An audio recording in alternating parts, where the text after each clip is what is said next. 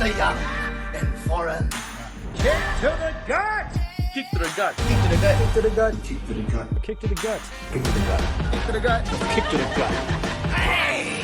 Kick to the gut. Kick to the gut. Kick to the gut. Hey, kick to the gut. Kick to the gut. Kick to the gut podcast. Kick to the gut podcast. Kick to the gut.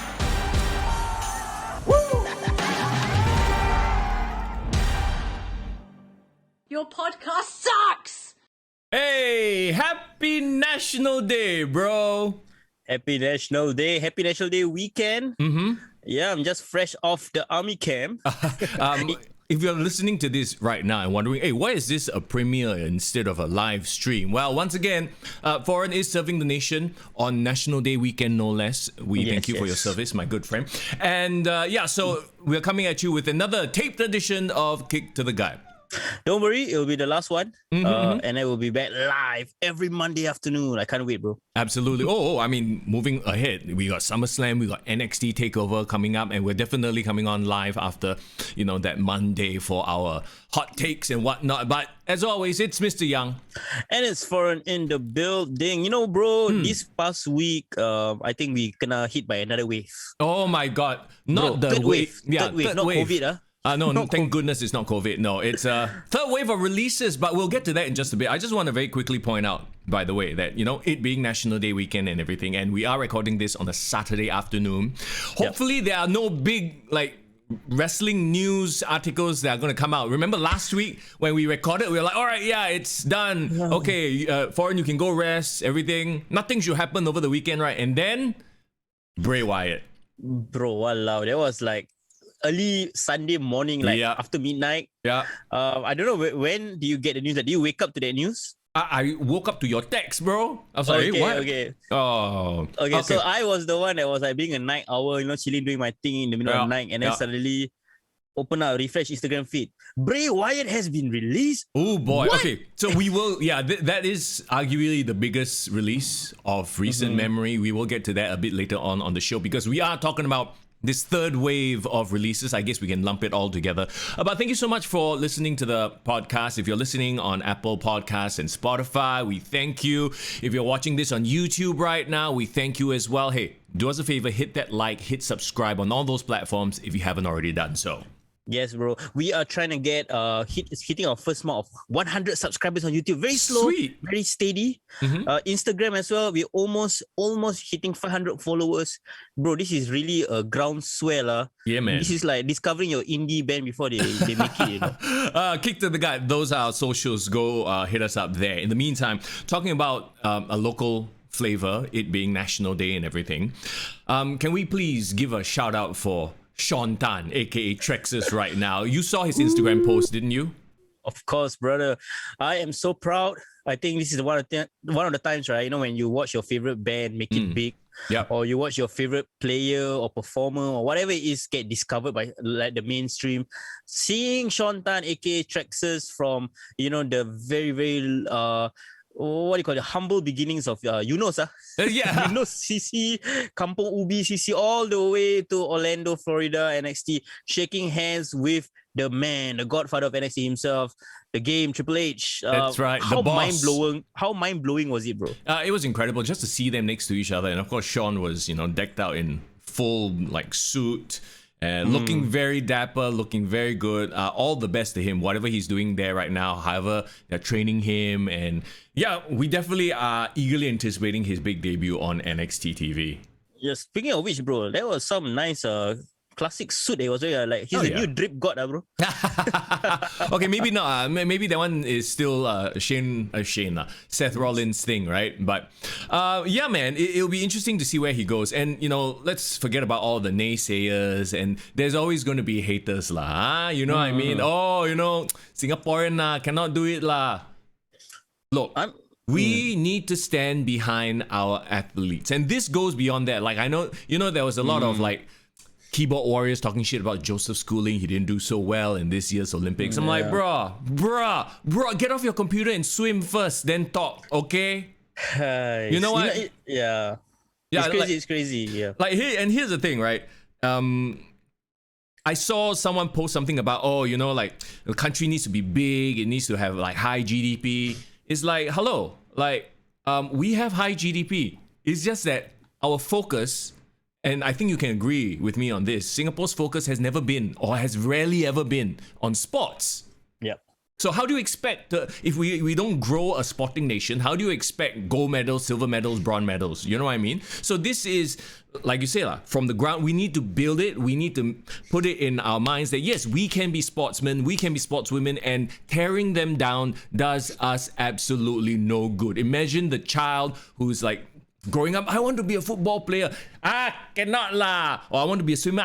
Look at Joseph Schooling. Cannot lah. Then we'll never have sports athletes, stars from Singapore like that, with that mentality. Whether it's sportsmen, whether it's creatives in the art scene, whether it's musicians. I mean, these are roads less traveled. Yes. But I think what we can do as Singaporeans is be open-minded and create pathways where it's possible to succeed. When they talk about the GDP, having a small population, all that, I say bullshit to all of that because, let me use a football analogy. Croatia, bro. Yeah. Croatia has a similar population to Singapore. Okay. Almost about 4 million, pretty small. But they are the recent World Cup finalists. Yeah. They've produced like amazing footballers. Hey, Petr Cech is Croatian, right? Peter Cech, yes, you know Peter Cech, Luka Modric, and a whole bunch of other people. And another one, Iceland. Iceland has even smaller population than Singapore, bro. And they all living in the snow-capped city, bro. It's like the Winterfell there in Iceland. And then they can still produce, some a great football team. The point I'm trying to make is, you're right. It's not about the size or the lack of people.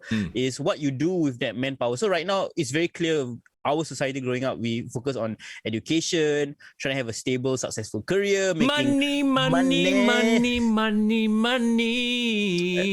I think I read somewhere that we have like the highest percentage of millionaires per square feet or per city or something like that. Easy. I mean, we definitely not one of them lah. No, but can we give a shout out to one of these millionaires and maybe fund some local wrestling? Yeah, we need a local Tony Khan. We need a local Tony. I mean, I want to give you another great example from football in the Singapore Premier League. Sure. Do you know that we have a millionaire backing a football team in S League right now? Is it? Which team is this? The formerly known as Home United. They are now called Lion City Sailors. Do you know who owns them now, bro? Who? This guy called Forrest Liu, if I'm not wrong. Who? He's the CEO of Shopee, bro. Are you serious? Yeah, Shopee? yeah. Shopee. And I think Shopee also is like the parent company. I think it's like Forest Corp or whatever. I can't remember what's the... Right. You would know better lah. I think you SEA or something like that. I think that's the... I don't know, but obviously the guy's balling out of control. Now he has his own football team. Bro, he is Singapore's first private team owner. And he actually just did S League's first ever multi-million-dollar signing. Like they signed a guy from Portugal or something like that, like a Portuguese team. Legit, bro. And only happened this year. So they just did their name branding this year because previously they were owned by Home Team lah, SAFFC, Home Team, whatever, right? But then they sold that rights and got bought over by this Shopee CEO, and they changed their whole rebranding earlier this season. Bro, damn funny, bro. Now I look at the Shopee 8.8 sale, the sale, this year, right? Yeah. All the Lion City Sailor players are the one that brand ambassador of it. Oh, there's all that brand connection already. This fellow owns everything. It's like Tony Khan and the Jacksonville Jaguars and AEW all got connection already. Yes, correct. So I think it's great that you have the creative person, the creative director, aka the wrestlers at this point in time. But we need the money, man. Money, the dollar bills, y'all. So yeah, bring it all back to we need to support our fellow countrymen and women in these endeavors. Tearing them down will do no good. Yeah, I mean, and also speaking about population, we are too small to be having too much infighting, bro. Yeah, exactly, right? Yeah, everyone should like pull together in the same wagon. And of course, you're talking about the Olympics, it's happening right now. And yes, our sportsmen didn't perform up to so-called expectations. But the fact of the matter is they are in the Olympics representing us in a pandemic environment. Imagine training. Yeah. And we have our first leg spike of the weekend. Wow, I love where this froze, by the way. Bro, your face looks epic right now. Woo! Okay, there you go. We rode through it. Duck lips. I saw that as well. I saw the froze. Oh dear. Okay. Let's hope this one of the few ones. Touch wood. Yeah. Okay. Anyway, continue. You said touch wood and then you touch somewhere below like the waist, so I don't know what wood you're touching, bro. Anyway, this all leads back to like we talked about pro wrestling and it just froze again while Foreign was wiping his nose with tissue paper. Alamak. Oh dear God. Okay. I hope it's okay. Okay, so anyway, let's move on then. Let's talk about this week before we talk about the latest releases, right? Anything... Okay, I don't know if you're going to be shocked by this, but guess which show I enjoyed the most this week? Out of Raw, NXT, Dynamite, SmackDown.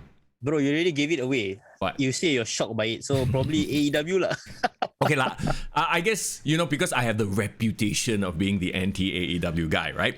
But Yes. just looking at what went down on Raw, NXT, and not to say that NXT was bad. I thought, okay, this week my rankings, quote-unquote rankings, was Dynamite, NXT, and then Raw, and then SmackDown, which is actually quite surprising because SmackDown has been knocking it out of the park.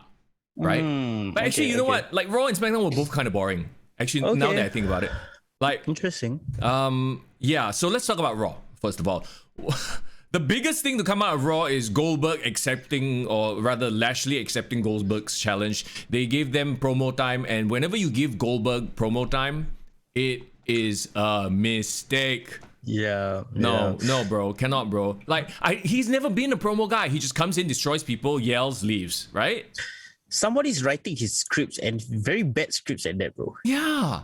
Like, and he's not like, if let's say you tell me someone writes The Rock scripts, well, The Rock is an incredible actor, performer, he can pull it off. Goldberg is not that man. Goldberg can only go out there, yell, and leave. Yeah, he's just, so far his promos, bro. He just comes to the ring and screams like some encik like that. Yeah. Angry and old that's man. it. Yeah, and you know what's the biggest takeaway from that whole segment, bro? What? Goldberg's son aged like 10 years, 5 years or something like that, bro. He hit his growth spurt, bro. So, okay, like, is this going to be a thing? Like, obviously, they're trying to make it personal, right? Up the stakes as well. I get it. I get the inclusion of the son. He's probably going to be there at SummerSlam as well. He'll have some sort of interaction with MVP. Are you looking forward to this event, main event, or this big match? Unless, bro, Goldberg and Lashley fight for the custody of Goldberg's son match, then I have nothing to look forward to this match, bro. Honestly, it's just gonna what? I think they try to make this tagline like, is she gonna die by the spear?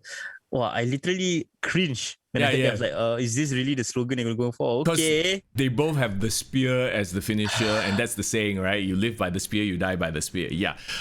No, this is not an interesting, like, to me, Drew McIntyre versus Jinder Mahal is more interesting. Drew McIntyre pulling out a sword, right, bro? It's like next level boss, bro. And swinging it at people, I was like, wow, okay, they're going there. Are they going to do decapitation live on Raw or some shit? Bro, you know what's going to happen, right? You know they're leading up to it. Punjabi prison match. Wait for it. With the sword hanging in the middle of the Punjabi prison. And then when you get the sword, you can use the sword to hack down the walls. You know what I thought when you said, you know what they're going to build up towards? What? Picture in picture. SWAT promotion at the same time this was happening. Hey, no, not pizza cutting. This is not AEW, okay? They won't do this out thing. So I'm interested to see where this is going, considering, you know, like Drew McIntyre literally tried to murder a bunch of people with a sword on live TV. Yeah, actually, I really enjoyed it. And I think, right, I like the fact that all 4 men, right, in this so-called program, including Jinder Mahal's henchmen, all are big horse-looking men. Yeah. It's a big horse fight, lah. Okay, like, I mean, Veer and Shanky, they're obviously the lackeys. They are there to get beat down, right? Yeah. I think, you know, the inside joke going on is like the Bollywood boys took some steroids and these are basically the Bollywood boys level up already. Evolve version. Yeah, their final evolution. So, okay, there's that. There's the whole Rhea Ripley, Charlotte Flair, Nikki Ash deal. I mean, they put over Nikki Ash at the end. Yeah. With the no holds barred match. Yeah. I actually enjoyed that main event match. Same. I think if anything, that was the match that saved the whole show for me. Yeah. And everything in between was just a bunch of filler. Really, Keith Lee, Karrion Kross. I consider that filler because, like, So they just trade this 50-50 booking, right? So last week, Karrion Kross won. This week, Keith Lee won. Keith Lee hasn't won. Like, this is his first match that he's won after returning 2 weeks ago. So it's like, oh, you know, like, there's no momentum here. I don't know why they are fighting. Karrion Kross is like dead on arrival to me. The crowd has no reaction. Like, literally sitting on their hands, like, quiet. I think Karrion Kross has been the most, if I could put it on record, the most underwhelming NXT champion they've ever had in history. Yep. Well, like I said, right? When they called him up to Raw, he showed up for the first time. I'm like, he's not even killing it in NXT. He wasn't even like a hot champion in NXT. Let alone you're going to bring him to Raw. Do you still feel that there are two really different characters between him in NXT and him in Raw, or they feel like they're still the same person but just badly booked? Same person but badly booked. Okay. He hasn't found his like character. He hasn't found himself, I feel. So he's just cutting these like very generic, like, you know, they're not dumb promos by any means. They're not yelling promos, but they're also not very captivating. Like, if I miss his promo, I didn't miss anything. Okay. And I also feel the thing about this match is it didn't build both of them. I think if nothing else, it made both look worse. Yep. We know they can go, and it's just terrible booking. Main event style just doesn't work at all. They should just go back to NXT. Yeah, I think honestly, the less we talk about Raw, the better. I think I was just talking to somebody. I think it's probably the Shadow on Instagram DM, and then he said like, I don't even watch Raw at all. I even barely watch highlights. And I said I only watch Raw because of the podcast, just so that we can talk about it. And then he said, "Thank you for your service." Well, here's the thing, right? A lot of people say that, you know, you just need two marquee feuds, main event feud, second main event feud, everything else in between is a filler, and that was what the Attitude Era was. But it was not. Like, even and we talked about this before, mid-card, lower mid-card, all they had their stupid little silly storylines that were kind of interesting. So if you didn't care about Stone Cold for whatever reason, you cared about Perry Saturn and Moppy. You cared about, you know, whatever Dean Malenko trying to be a ladies' man. Okay, they're trying to do a story between Mansoor and Mustafa Ali. Again, 50-50 booking, right? Last week they won. This week Mace and T-Bar win, and then Mustafa Ali saved Mansoor. So you're like, oh, is he coming around? Are they going to become a tag team? Yeah. And also, I mean, for me, it kind of felt like, yes, last week it felt interesting. This week it felt forgettable. So I don't know, like, they can't keep the momentum going. I tell you, somebody that's keeping his momentum going, I think Jomo is still forever a reason for me to tune in. Well, and that's why they put him up against Damian Priest. It was quite obvious that Damian Priest went over because they're like, okay, please give this guy a rub. We are trying everything we can. We put him with the Bad Bunny, also like no heat, because we dropped the ball right after WrestleMania. I really don't like the fact that there's no like succession plan from NXT to main roster. Yeah, it's as if they completely ignore whatever they've achieved in NXT and like, okay, you know, here, fresh code, you start again from the bottom. I don't like it because we know what happens in NXT in such a way. Because how can we get invested? Yeah, if we know the moment they go to the main roster, they're gonna get cheated like, on. Didn't they, when they're talking about Charlotte Flair's like title reigns, right? Didn't they remove her NXT title reigns? They count, like, I can't remember what the exact number was, but when they mention her title reign, it's like less because they've minused off the NXT. So it's almost in a way, they're saying, NXT is the B show or is the C or the developmental show. But bro, NXT is on USA as well. Yeah. So I don't, like, I guess you could have an argument if NXT was still like only on the WWE network. It's like an internet show, right? But no, bro, NXT has been in the mainstream on TV, so I don't get this book. It almost feels like somebody up there is maybe Vince saying, these are just developmentals, doesn't count. If you really want to make it a B show, right, you should just make 205 Live and main event a B show, because nobody watches that shit. True. I have a plane flying by or something. I keep hearing loud noises. So if you hear rumbling, you know. And also one more thing before we move on to the next show. Reggie. I couldn't care less about Reggie. Somebody apparently is very high up on Reggie because we see him every week doing 24/7 championship matches, and they're just like him somersaulting here and there, and you can tell from the commentators the way they are hyping him. They've been told to push him. Someone at the back is like, okay, push this guy, make him like likable. He's not. He's the thing about him, right? He reminds me of James Ellsworth, but James Ellsworth, right? He outstayed his welcome a bit longer. Yeah. You know, or like he was still a bit lovable before he turned into annoying. But Reginald from the get-go, he already annoying. So like, how can we? The only thing that is keeping him, I guess, so-called somewhat interesting is his athleticism, right? People like to see him doing his flips. But do we really? We see it once. Okay, it's wow. Second, third time, fourth time, maybe still okay. Fifth, sixth, seventh, eighth time. We've talked about this before. You can do 1,000,001 flips, but if you do it every single week and sometimes twice a week because it's 24/7, right? It outstays its welcome. Like, there's nothing new anymore unless he's doing new flips, but he's doing the same flips. Not to say that it's not easy to do these flips. Obviously, he's very athletic, but beyond that, who is he? What is he? What is his character? Oh, he's Reggie. Hey, I can do flips. Like, what? One positive, I think, from that whole segment is the fact that the 24/7 title has been being defended in actual matches. So if nothing else, that at least they're trying to put some effort into building segments. You know what? Them chasing them behind the scenes. Bro, I would rather see R-Truth do stupid weird shit backstage than this. I'll be honest. This is a waste of time. Absolutely, because it's not a match. The match is bullshit.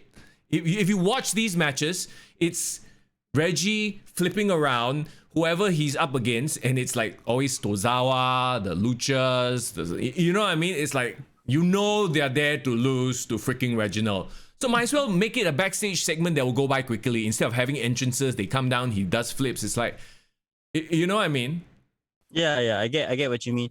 But that's the thing, they have to fill up those 3 hours, right? And maybe somebody backstage looks at Reggie and thinks like, oh wow, this guy. Okay lah, give him 10 minutes. Tell better stories then, or have him do his flip off like a car, or you know what I mean. Do it backstage. Yeah, not a fan. No, absolutely. The only thing I appreciate is just okay. At least they're putting in effort. 2 years too late, but at least they're putting in effort in the 24/7 title.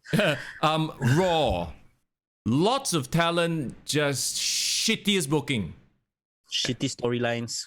I don't care about Alexa Bliss, and that is very hard for me to do. Bro, I don't even remember what she did this week.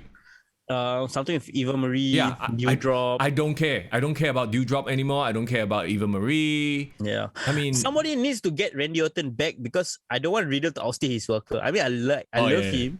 I enjoy him, but like, we want that payoff really, really soon. Yeah. I think it's safe to say that Riddle and Nikki Ash are probably the maybe kind of the most compelling things on Raw right now, because Riddle and like AJ are gonna collide or something like that lah. You got triple threat. You got, I guess, okay, for the mainstream fans, maybe Oldberg and Lashley. I mean, even that also is tough to say. Yeah. Okay, let's move on then. Let's not dwell on the shit. NXT. Okay, NXT. I actually really, really enjoyed NXT. But they always deliver good shows. Rich Holland is back destroying everybody, as he should, right? Yes. The payoff to Index, I guess, is also the thing that really caught my attention. Yeah. I mean, that is the main event. And we'll get to that in just a bit, right? Let's talk about Roderick Strong, Bobby Fish first, though. The big money match, as Malcolm Bivens put it. Like, I mean, it was a hard-hitting match, but I felt like, okay lah. It felt like an NXT breakout tournament match, in my opinion. And unfortunately, the breakout tournament I also like kind of didn't really pay attention to as well. Yeah. A grizzled young veterans, LA Knight, Cameron Grimes. Okay, I was interested to see whether, are they going to make Knight and Grimes like unwilling partners, like they pick up the win and then they become friends. But no, LA Knight like left Cameron Grimes out to dry, and then the $1 Million Man came back and supported Grimes. So I'm like, okay, I'm interested to see where this goes. Yeah, I mean, I guess the payoff is there's going to be some sort of match where Grimes can fight for his freedom, I guess. So freedom versus the $1 Million belt? I don't know. Yeah. One thing I like about Grimes is he seems to make anything. He's really like, you throw anything, any scenario, right? He can make it entertaining. It's like Eddie back in the day, like even he's in some shit angle, he'll give it his all and he'll make it work. Yeah, and honestly, he's outshining LA Knight in all his segments together. Yeah, I mean, LA Knight winning the $1 Million title is exactly that. He is just putting, or getting a prop put on him, and he needed the prop. So just in hindsight, when you look back, oh yeah, that was the right winner, because Cameron Grimes doesn't need the $1 million title at all. Yeah. In fact, LA Knight needs it, because without it, he's kind of boring. Yep. And even right now, if they move on with the feud, like if let's say Choi, knock on wood, but if Cameron Grimes were to get injured, right? I think LA Knight would just sink. Yeah, he's kind of propping up LA Knight if you think about it that way. Yeah. Karrion Kross, Samoa Joe, obviously they're building towards that big main event at TakeOver. So yeah, like they provoked each other. Security guards got in the way, and every time security guards come out, I try to see, hey, got Singaporean or not, got Sean or not. Got Texas there. Yeah, but I think this week don't have. Yeah, the thing is, I think if I'm not wrong, it's a tape show. This past week on NXT because of the Olympics and stuff like that. But they really need to build up Cross and Joe real fast. Like, yeah, it's building up. Yeah. But every time you're building it up, right, then Raw happens and like the momentum of Karrion Kross is taken away. So how are we supposed to believe that Karrion Kross can believably defend his title against Samoa Joe if you watch Raw? Okay, so the question is, right, and like, how do you see this going? Samoa Joe winning the NXT title again? Yeah, of course. At TakeOver, really? Yes, for the third time. I think that's the only way. I think Karrion Kross is just going to be relegated to Raw undercard. Oh, God. Going forward. And then Scarlett will have to just show up and just be Scarlett his will valet. save the day. Scarlett will do what Zelina Vega did for Idolo. Because remember when he came out, he was floundering. Yeah. And then, like, when he had... So, okay, the same template, I guess. Oh, his woman is there and now he can perform better or whatever the case may be, right? That in itself, though, is not a good gimmick or character. It's like, oh, you rely on somebody else to be better, you know? Yeah, but I'm on the plus side, I'm excited to see Samoa Joe back in the ring. Oh, yeah. I'm sure he's well refreshed. It's been a year out. I think the last time I probably was in the ring was 2020 Royal Rumble. Yep. It's been a long time. And I think also, like, for the NXT crowd, they know and they are hungry to see him in the ring and winning the title. So it's going to be a big moment, I think, NXT TakeOver. I can't wait. I want the roster to build around him. Yeah. He'll be that fighting champion that will build up and lift up a lot of the so-called almost there performers in NXT. So, okay, question. Who are the almost there performers? When you think about it, it's no longer Johnny Gargano, Tommaso Ciampa. Those guys are like the veterans, so they'll take a back seat, right? Mm-hmm. No longer Bronson Reed because he got released. And yes, we will get to that in a bit. Well, if you want my take, I think Isaiah, so Scott. But he's currently holding on to the North American title. He's like mid-card. Yeah, he is mid-card, what I'm saying. But if you're talking about like the one to next, like rise up to that main event level, probably after his entire feud with Legado, he should get up. Especially with Hit Row. I think Hit Row can be like a main event faction. The only issue I find with that is Hit Row right now, they are face.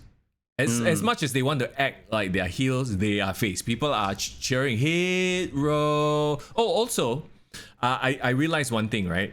You know the chant Hit Row is in the song and everything, right? Yeah. Doesn't that remind you of another chant? Goldberg. A little bit. It's only the Hit Row's one only has like a little bit more musicality to it. You know what I mean? Interesting. Hit Row. But actually, if you think about it, it's the same as Goldberg. Very funny how like things get repurposed through the eras. Yeah. And this one, but this one, you put it into a song, it becomes super catchy. So, I mean, the wrestling fan in me wants to think they did that on purpose. As in, they know, okay, let's, the Goldberg, why don't we do Hit Row, but then have it like in a song, in a popular way, popular culture way. I don't think there is that correlation, but probably coincidence. It's probably coincidence. You think in my opinion. Okay. Yeah. And I think the point you're trying to make is who's going to be the next challenger to Samoa Joe, and probably has to be a heel, right, to step up to him. Here's the thing, because there's a lot of NXT contracts that just came up. If this guy's NXT contract didn't come up, I thought he would have been the next in line. Remember they keep teasing Samoa Joe versus Pete Dunne? Oh yeah. Right. So But then, do you hear the news about Pete Dunne's contract? Yeah, it's same as Adam Cole. Apparently, it's up. soon and they haven't renewed. But that could just mean they're just renegotiating and he could be in line, right? But it makes sense if you see the way he's been booked, the way Adam Cole's been booked. They've kind of been like in the background. Yeah, they're rehashing old feuds because they're biding their time to see whether they'll resign or not. Yeah, and for Adam Cole's case, I really think honestly his run in NXT is over. Like everything that he's done has run its course, if you think about it. You know, somebody asked me about it and I honestly feel that he would do better in AEW. Because you're right. Like, he's done everything he needs to do in NXT. So your options are go to AEW and start a new, fresh run and see how far you can push it. Or B, stay in NXT and become like a Johnny Gargano or a Tommaso Ciampa. Become the grizzled veterans who are there to put over young talent. If he were to go to the main roster, I think he's gonna sink. No, bro. If he went, I don't think. No, he's gonna be involved in the 24/7 title scene. Or he will something. fight Reginald soon enough. Yeah. No, man. Probably Vince McMahon doesn't see him because of his lack of style, unfortunately. But if you go to AEW, he got a history with the Elite. You know, he can. There's so many people from the Bullet Club, so called, that he can face. Yeah. So I think his wife is there, Britt Baker. His wife is a champion there. And there's also reports that he always hangs out in AEW all the time to support his wife. So it's like almost like a no-brainer, right? Yeah, it kind of makes sense. So just to put a bow on NXT, so main event, Johnny Gargano, Dexter Lumis, love her or lose her match. I mean, I really enjoyed the hell out of it. I love how they oversell, Beth oversells this romance, like, oh shit, like the way she fawns over it. Like, Beth is starting to win me over with that. And the fact that, okay, Johnny Gargano still won, meaning the index cannot be a thing, right? But then at the end, as they were leaving, Indy Hartwell runs towards Dexter Lumis and gives him a kiss. Finally. Yes. So you had Johnny Gargano still win, which is a bit of a swerve. Because I think everyone thought that Dexter Lumis would win. But you still have the big payoff. She's like, fuck it. I don't care about anything. I just want my man. And then, of course, this will definitely gonna spill over into NXT TakeOver 36. I really think that it's great that they did the swerve so that they can have an even bigger payoff down the road. Yeah. I don't know how Austin Theory is going to factor into this at some point, but I don't know. As long as they don't do an Indy Hartwell on a pole match. They found Austin Theory already or not? He still disappeared. He disappeared, yeah. Scully, bro, next week Austin Theory has been released. Shit. They already released somebody from Diamond Mine, right? The Tyler Rust. Yes, they did. Okay, let's move on to AEW Dynamite, which not surprisingly, they've been gaining a lot of momentum. As like we always talk about, one show gets momentum, the other shows go down, up, down. You know, like I don't think there's been a moment where both WWE and AEW products were firing on full cylinders. I agree, but that's the great thing about having an alternative, right? One momentum swings one way, the other one may be in a dump. You can focus on another show, and then once it swings back, you can focus on this show. And this AEW Dynamite argument is very clear. Like, we talk about the whole format of you have two main feuds, and the rest is just a bunch of chapalang rubbish, right? Okay, so this is exactly what this was. Okay, not exactly, but we'll get into it, I suppose. You kick off the show with Labor Part 3, or Labors of Jericho number 3, Jericho versus Juventud. Every time I think of Juventud, of course I think about The Rock's promo. What was it? It's something about like, you think you can come here and talk to The Rock just because you're wrestling matches with Juventud? Who the hell is who? So, okay. The stipulation is that Chris Jericho has to win with a top rope move. And honestly, I thought he would just do a body splash off the top. But no! Chris Jericho did a Judas effect off the top rope. And it looked good. It reminded me, if I'm not wrong, he's done it before in WWE. Like, I'm pretty sure he's done like a top rope elbow. But I mean, look at his size now. He looked like a flying potato. Okay. Bro, he looked like a flying pig. Okay, never mind. Okay, as a longtime fan, how does it feel to see Juventud versus Jericho in 2021, bro?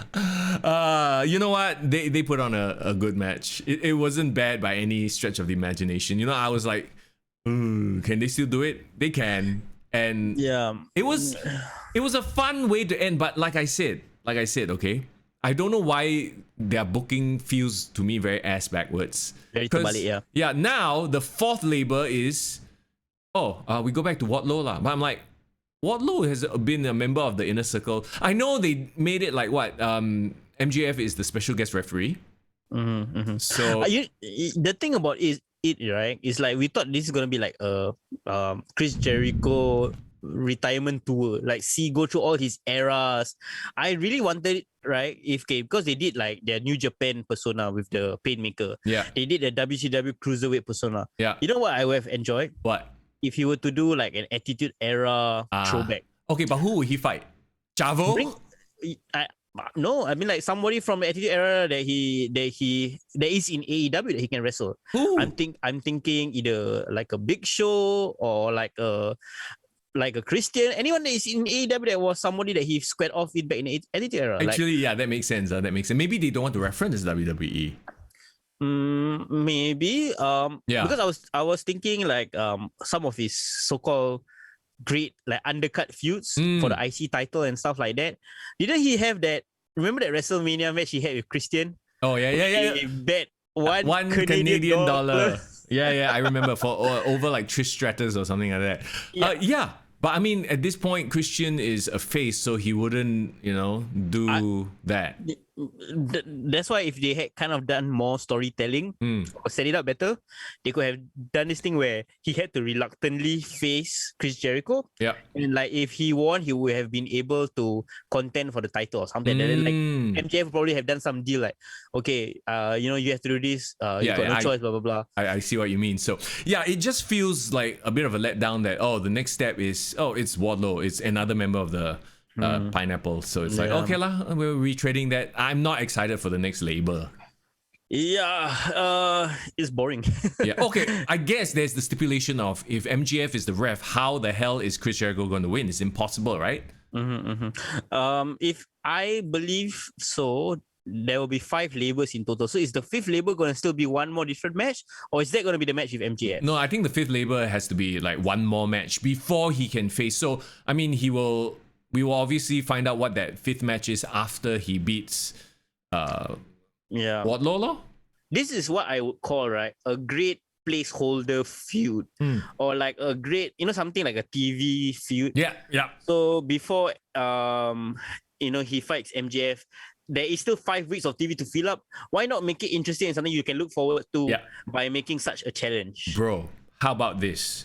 For the 5th labor, and they feuded before in WWE. You talk about like not maybe after the Attitude Era, Chris Jericho versus Kurt Angle. Can you imagine if they managed to book Kurt Angle? Holy crap. Well, that would be interesting, man. Because they feuded for the IC title before. Yeah. And I'm thinking some of like, Chris Jericho's greatest rivalries in WWE. Yeah. A lot of it actually is talent that is right now in AEW. Like they can retread it. Yeah. Okay, like Big Show cannot because he's technically not cleared or not a wrestler. Possible. Oh, you know what? Actually, the labor, right? Why don't they just have him do an arm wrestling match with the Big Show? Something smart. Yeah. It doesn't hurt them both. Yeah. And can humiliate Chris Jericho, and that's what probably MJF wants, right? Yeah. So and then somehow they can have Chris Jericho win, eke out a victory, whatever. I mean, we can armchair book all we want. Like at the end of the day, we'll see where this goes. Why I like this is not considered the top feud. This is considered probably a mid card, or like I can even consider it not say it's undercut, but like it's not one of the marquee feuds going to All Out. Yeah. But still, we are dedicating time talking about it because it's interesting. Yeah. Well, I mean, kudos to AEW right now. They have like at least 3 or 4 interesting storylines going on the show. And that's why AEW Dynamite was, to me, the best show this entire week. So, okay, moving on from the labors segments, we had, Miro squashing somebody. You know what? I really love this version of Miro. Yeah, he's like the Goldberg lah, but he talks more and... Yeah, and his whole thing about him being the Redeemer, God's favorite champion, just everything about his verbiage, it's so confident. He's really feeling himself as a performer. You see how he performs? Yeah. Even in a squash match, I find it interesting. I really like what he did at the end of the match. After he gave the accolade, Then he go like sayang, Lee Johnson a bit. You know? Right. Yeah. I see what you mean. Yeah, I mean, the question is, of course, who's the person who will step up to him, lah? Yes. I kind of want him to go on a long streak of squashes, bro, to be honest. Yeah, lah, build him like a Goldberg, lah. Just undefeated streak. Thank God we've moved away from best friends. Best man, rather. He is Miro. great. Do you hear his theme song, bro? Got this like horn, like very majestic. Oh, yeah. And I was thinking to myself, wow, they really going all in on this like super religious, spiritual Okay, kind bro, of shit, man. Does it feel like to me, like you compare AEW in its first few months versus AEW now that there's less of how do I even put it this nicely without being disrespectful?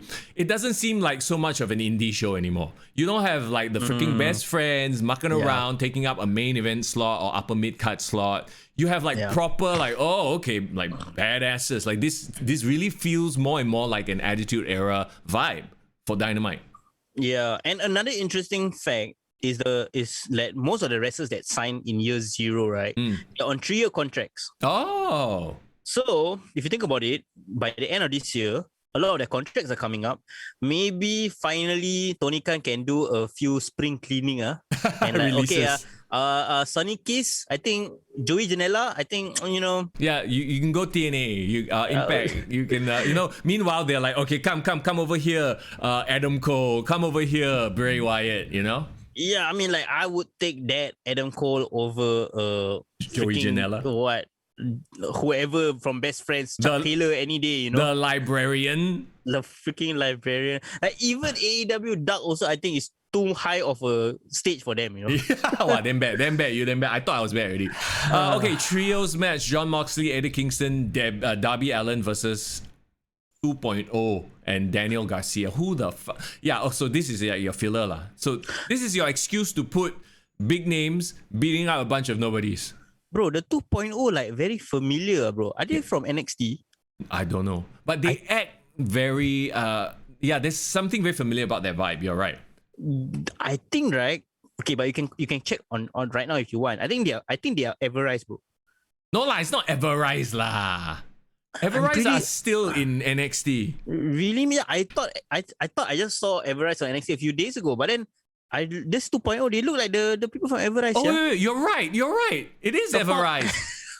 What? Wait, hang on. I need to Google this shit. Since when? Oh, the Everrise got released in the previous batch from the few episodes that we talked about ago. I guess. Wait, I didn't even realize they got released. Okay, first of all, this is a detriment to Everrise because I've never recognized their faces. Yeah. And then the fact that they have been repackaged, I can't even tell who they are. Yes, yeah. Wait. I'm looking at a video right now. Hit Row. So they literally just got released and then they ended up. How come they have no compete clause? Maybe they're not that important. Or maybe they have really part-time contract or what lah. Yeah, okay, I don't know about your opinion of Everrise back in NXT. I always consider them like one of the street profits, one of the private party. They're just high flyers. Not even, I don't even see them. Yeah, they are like the shit version of all those groups. But one point I wanted to make about this match, right, which I found entertaining, is do you see the one spot that one of the 2.0 guys, they like fanboy over Sting? Oh, yeah, I missed it. Bro, this match didn't do anything for me. I'll be very honest. I did not pay attention. Yeah, okay. I wasn't. I had it on the background and kind of stuff. But something that I saw that was very funny because of course they're getting owned, right? Yeah. So Moxley or somebody threw one of them out of the ring, and he landed right at the feet of Sting. And then he look at him. Hey, oh my God, you're really Sting. Oh my God, it's nice to meet you. I'm a big fan. They really fanboy. Oh, okay. And because of that, and then Sting just looked at him hello, you have a match going on. Yeah. And then all of a sudden, Darby Allin just bullet dive through and crash into.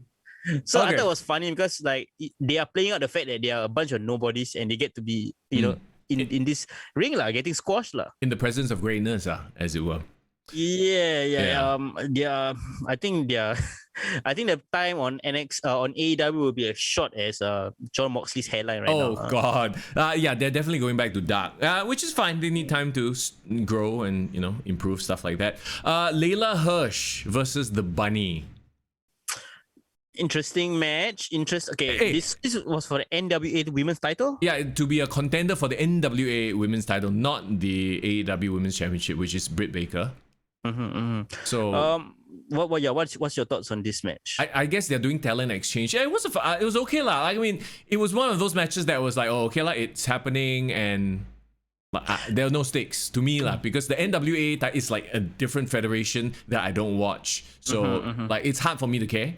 Did you see Camille, the NWA champion, coming up at the end of the match to confront the winner? No, I did not. Okay, I need to tell you what happened. So like Layla Hirsch won against the Bunny, and Layla Hirsch, I really like her vibe. Like she seems to be like a legit like shooter wrestler, but she damn short, bro. She's very short, even shorter than Riho, bro. Like she really looks like a young girl. Yeah, but she's a tank. Yeah, she's a tank. She's strong, and probably she's faced that all her life. People commenting about her height. But then when Camille came out, and you know how Camille is built, you've seen a bit of the NWA, right? She looks like the second coming of like China or Beth Phoenix or something, bro. She really got the Amazon vibes. Right. And then when she came in to confront Layla Hirsch, bro. Oh, can you hear? Yeah, Right. you're all right. Like Layla Hirsch look up at her, right? She never even reached her bosom level. So it looks like a mom, girl. right? Like shoving the belt on a baby like that. Yeah. Nah, look at so the belt. the question is, are they going to wrestle on NWA television? I think they are, because they have an all women's pay-per-view coming out called Empower. Okay, there you go. Where Mickie James is probably one of the ones spearheading it. So yeah, I think good lah. Talent exchange eyes on another product, helping everyone. Yeah. Okay, then moving on, then we have Christian versus the Blade. Don't care. I really don't. Yeah, the only thing that was interesting about this was Christian announcing himself as the number one contender. Yeah, but we kind of know we're not going to see that. Kind of. I don't know. Like, and then there was this whole thing with the Dark Order and Hangman Page, right? Like, don't come out. I want to be on my own. Blah blah blah. Yeah. Which they're feels really a bit teasing this, bro. They're really teasing Adam Page and this whole championship title chase. Okay lah. Dragging it out, I guess. And then, there was the spot where the Elite had him beaten up in the ring, and then the Dark Order came up, but they're like, no, he doesn't want this. This is not what he wants. Let him have what he wants, So I guess got a bit of drama lah, so not bad.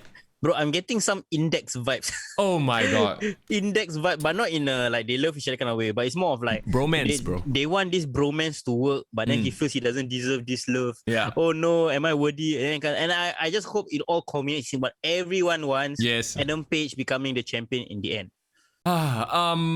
Which takes us to like the title, the main title, AEW title, right? Did you see that segment with the Elite backstage playing basketball? Yes, I did, and I know what you want to talk about. Their outfits, right?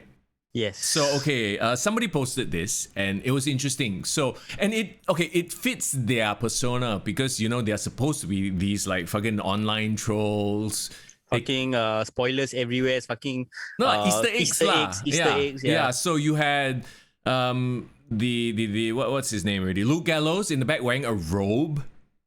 Ric Flair. You had Kenny Omega wearing a Cookie Monster t-shirt. CM Punk. You had the Young Bucks wearing Hawaiian shirts. Who's that? Bray Wyatt. Oh, okay. As cool. in OG, like the Wyatt family, Bray Wyatt used to wear those like loud Hawaiian shirts, remember? Yes. So so that whole segment, it was interesting. They were freaking annoying as shit, which is what they are supposed to do, right? And they are, for the internet fans, they are teasing like these guys who were just released. So they're very, you can tell they're very in the know. They're on the pulse. They really got WCW vibes, bro. Got.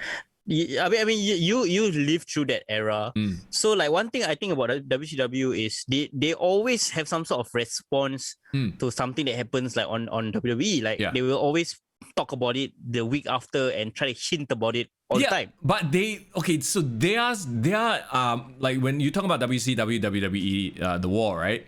Theirs was more like they're brushing them off. Don't watch us. Don't watch them. Watch us. We got more exciting stuff. Whereas the Elite, they are it's like the Marvel movies where they hide one Easter egg there. You know, they are like it's like a wink, wink. If you know, you know, and if you know, you are part of our cool club, which is quite smart of them. I have to give them props for that. I think AEW is perfect for this generation of fans. Yep. Because this kind of wrestling fans, you know, they've been spoiled by Marvel. So what they want spoilers. They want not spoilers. They want Easter eggs, callbacks, sort of hidden messages, wing wing. No, and you know what it is. At the end of the day, right? It appeals to that sort of a mindset where I'm special because I know I caught the reference. I'm very clever. You're dumb. You know, they look at the WWE fans as if you're all mindless sheep. You're all following the big. You know, like big corporation. Yeah, and what I kind of appreciate is that the wrestling fans and comic book fans, I think, have a lot of similarities. Oh yeah, a lot of crossover. So comic book fans, they can tell you which edition, which storyline, which multiverse, whatever it is, right? And they can derive such a long history of comic book lore. And wrestling, pro wrestling as a general, is also like that. I mean, they have like years, lifetimes worth of lore. Oh yeah. that we can play off. We don't forget anything. We even remember a wrestler's debut gimmick, you know, in freaking indies, that kind of thing. For long-term fans, like even something like that, like casual people won't really know that reference. But you see something like Cookie Monster, and then the crowd pop, and they're like, oh, okay, all these smart fans know what they're talking about. Yeah. So at least NXT tries to do it, because I think Shawn Michaels and Triple H, they are slightly younger and they're more aware. Whereas on the main show, it's really very like, if we don't say it happened, it didn't happen because we are the main show. I really believe somewhere along the line, some fucker in Vince's ear, or it's like, okay, no, we cannot do this indies, like, you know, reference all this indie stuff. We are the main, you know, show, so we have to push aside NXT. I really feel like there was that line being drawn. Either they don't acknowledge it at all, or they overdo it and beat you over the head with it until you fucking get annoyed. It's not cool anymore. Yeah, exactly. So like, I don't understand why they can't. I think it is what it is. Like, I think we've touched on it, right? AEW right now, especially with that elite group, they are on the pulse of this generation. WWE are not. As much as they try to, they are not. They are not until new management comes in, or I think Triple H is really going to be the savior, because everything that's been good in terms of creative comes from Triple H. Triple H and Shawn Michaels. Yes. That duo, Yeah, but until that happens, I think the morale in WWE, especially with all these releases, will definitely affect the performance for sure. But bro, as we talk about this, right, this reminds me of, because, you know, I've been in the media industry as well here in Singapore for 20 years, right? I see a lot of parallels. You have these old codgers in management, in high up places. Yeah, sure. You know, I'm not talking about any place in particular. Sure. I mean, you know, I've worked at MediaCorp and whatnot before, right? But a lot of these management types, they are completely out of touch. They hear a buzzword and maybe they are like, all right, we need to do that. That's the buzzword. But they don't really know what it is. So like you said, either they overdo it until it's not cool, or they just don't touch it and just live in their own world. Oh, this is what I know. I made this corporation successful 20 years ago with this formula, and we're sticking with this formula even though it's 20 years later. And that's why, if I want to liken a local media company to AEW, right? I think AEW in media, they're probably like mothership. Yes, you're right. I mean, or SGAG. Mothership, SGAG, like all these so-called that was the boom of like streaming and YouTube and social media generation. I think what makes Mothership so relatable, I think people trust Mothership more than Straits Times now, bro. Yeah, I think so too. Because in a weird way, because they are not afraid to go there. They are not, but also at the same time they don't overdo it as well. So like, yeah, you're right. A lot of their articles have that wink, wink. Okay, Yeah, and Mothership has technically one overlord in terms of like their real owner behind the scenes, right? But I was just somebody gave me this link of Mothership's who they are hiring, the kind of job roles, and then can you hear me? Yeah, I can hear you. Go ahead. So what I was saying is like they give me like a link to like the roles that you're trying to hire. Yeah. One role that I was like, wow, not bad. Mm-hmm. They are looking for a full-time TikTok creator, bro, for Mothership. That is the way. You see, each platform has its own plus, and you cannot just force people into doing things that they don't know how to do, don't want to do, And that's the problem I see with everywhere. Everywhere right now.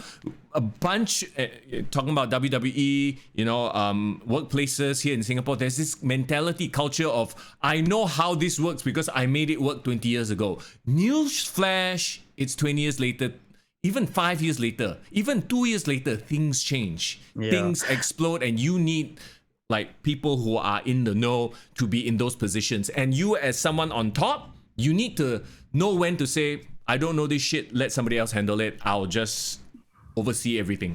Yeah. I mean, okay, use our platform, for example, Kick to the Gut, right? We started off 2018 purely as a podcast, purely on audio, streaming, and we did it once a week. We had to meet up in person to do it. We had to go to your studio on Power 98 to do it. And look at us 3 years later. Yeah. I mean, we're doing a live stream. Everything. Yeah. Okay, I think it's gonna pour real soon. I don't know if you can hear the thunder. I heard the thunder. It is rumbling. WCW thunder. Oh dear gosh, not Rampage. No. So we were saying like look at the podcast now. Like yes, we still have the audio element, but now we are putting a lot of priority on the live stream, going into YouTube. Hopefully expanding what we do. I think it's just all to do with scaling up. Yeah. At the end of the day, just let. I hate saying this because I sound like I don't know lah.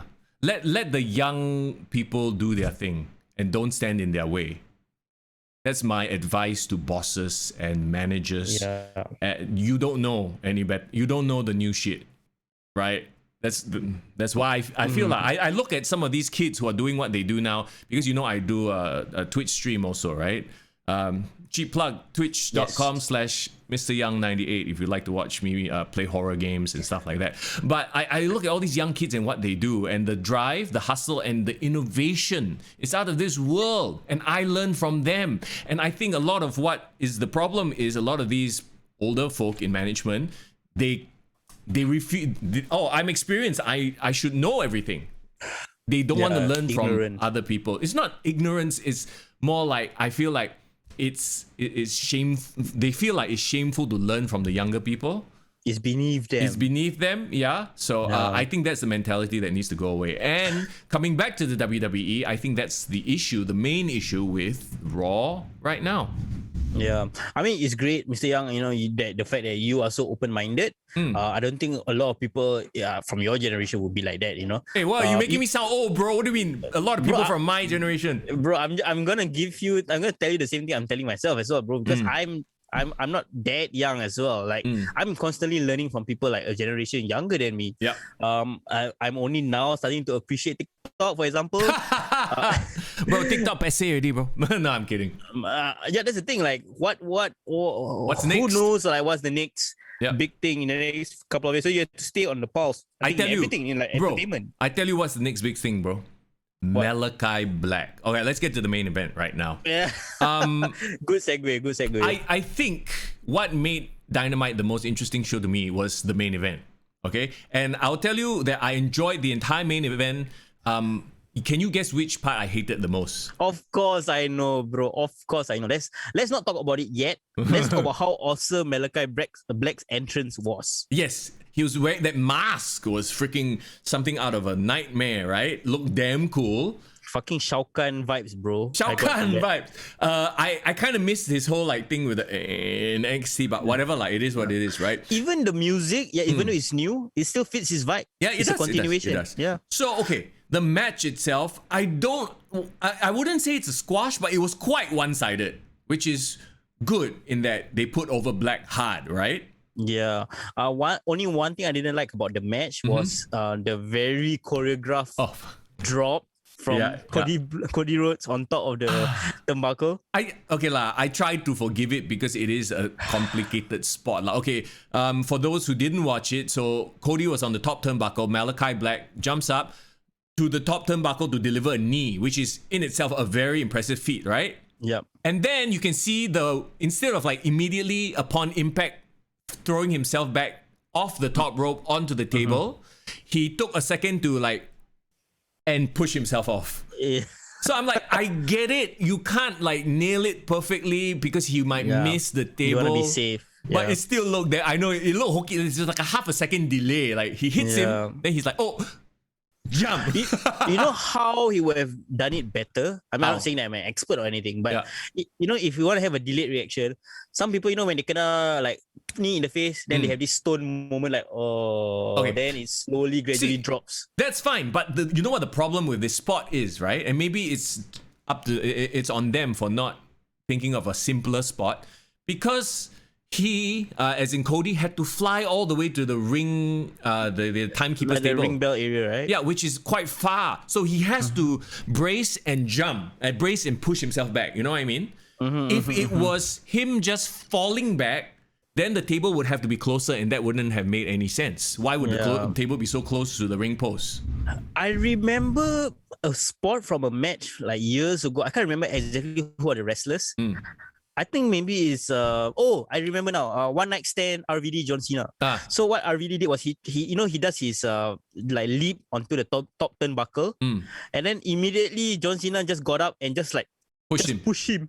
Oh, yeah. No, but you see that one, he pushed him from the back. So, and this one was perfect timing. Like the second he like touched his ass, he leapt forward. So it looks like he pushed him. It makes sense, right? Yeah. Whereas in this one, he jumps up to knee him, but he didn't brace himself like half a second earlier. And we are talking about like really half a second, like, you know, choreography. So I can kind of forgive it, but it looks hokey as fuck. A bit complicated. Yeah, I understand. But other than that, I think the match like really showed Malakai Black's dominance. They really treated him like a star, and I really like JR's call. Do you hear his call? From the way he called the ending, right? Obviously, he did the black mask, put his legs on top.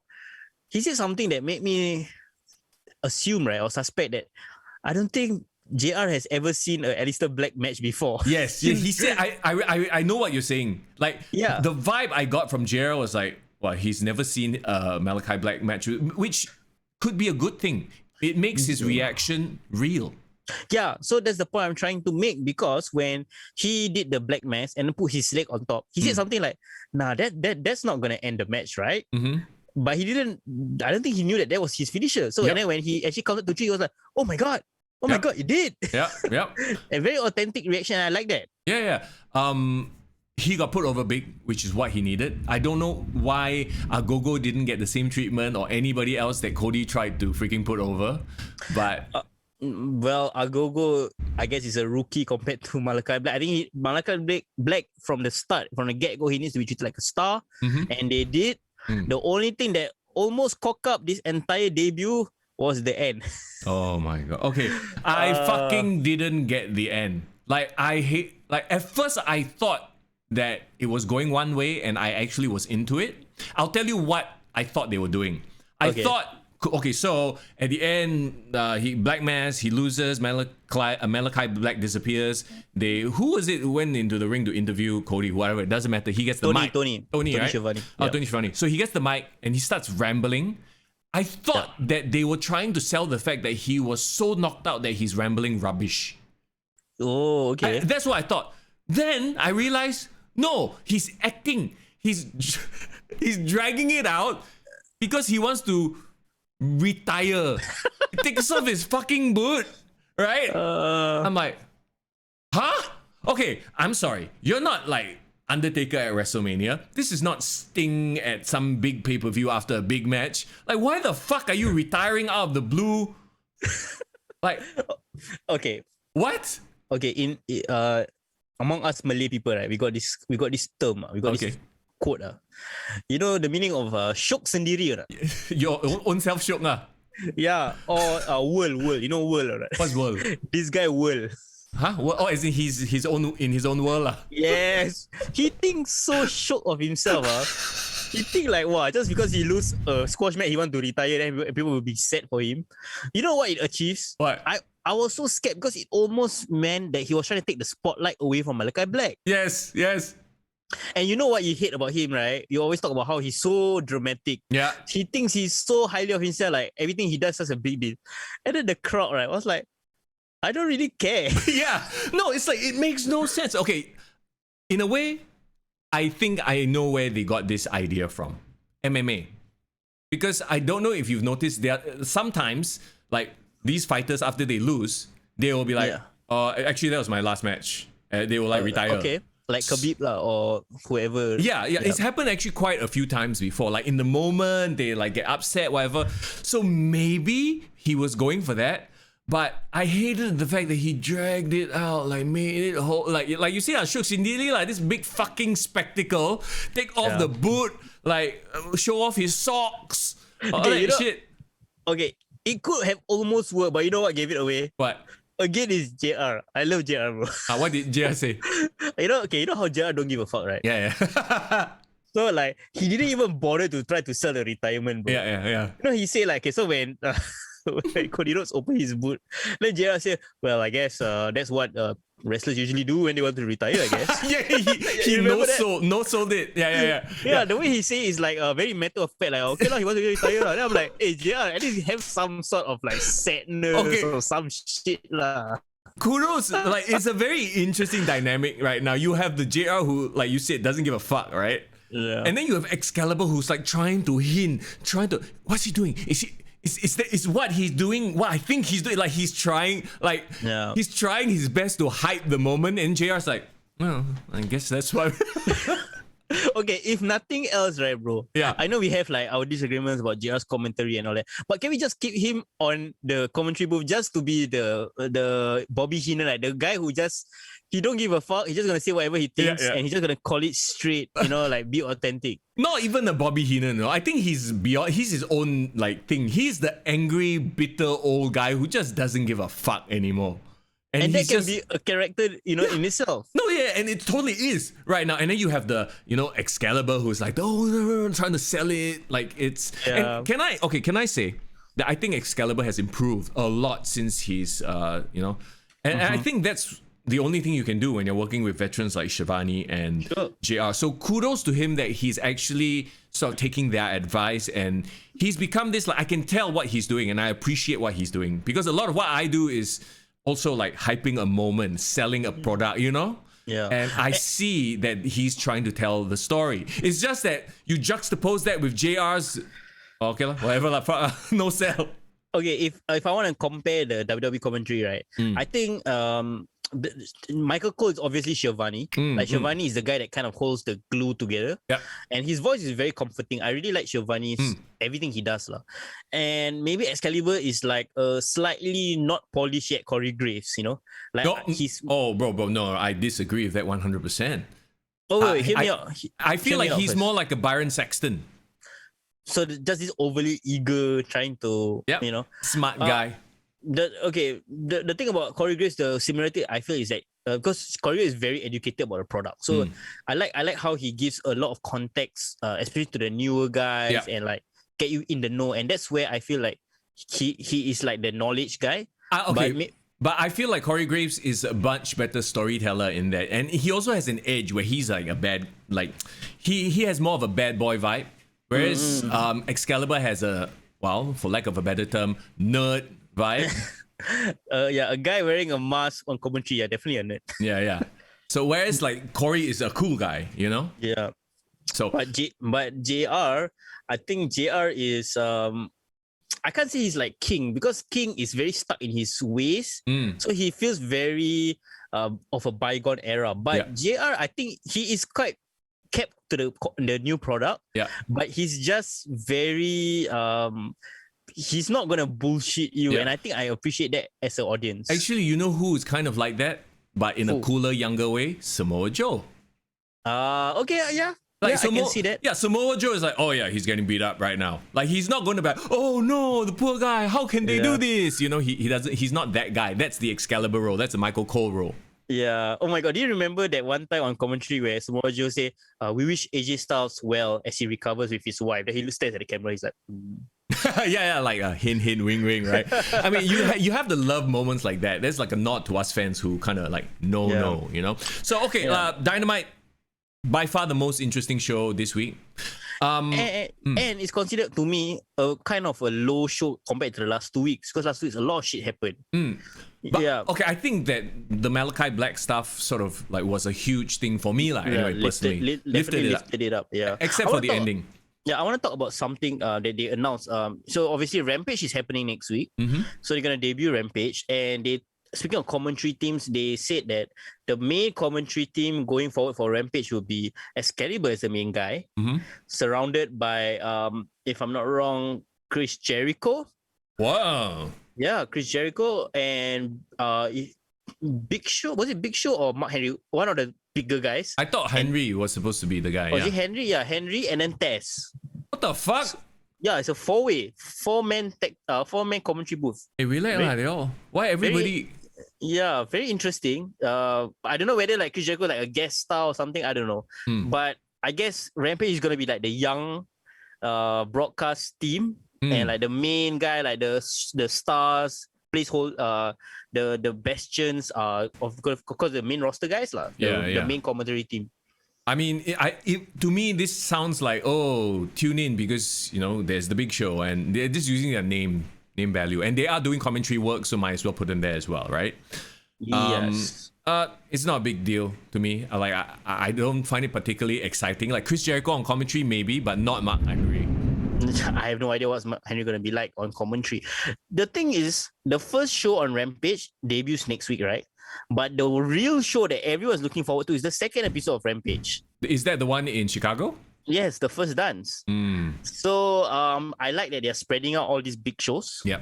Maybe even one of the matches where maybe Kenny Omega and Christian have that match can be in one of these Rampage shows. Maybe it could be on Rampage and then, you know, CM Punk comes out and says, oh no, I'm the real champion, and then there you go. Do you really think that it's really going to be CM Punk? I don't know. I hope so. They've hyped themselves into a corner where if it's anything but CM Punk, it's going to be a letdown. Yeah. Okay, if it was CM Punk, the fact that they have been teasing him so much, do you think it's a letdown? Do you prefer it was like a complete shock, or actually you like the fact that there have been Easter eggs? Yeah, definitely the Easter eggs, and give me our payoff. This is one of those moments you want it to be what they've been teasing. You don't want anything else, unless it's Daniel Bryan.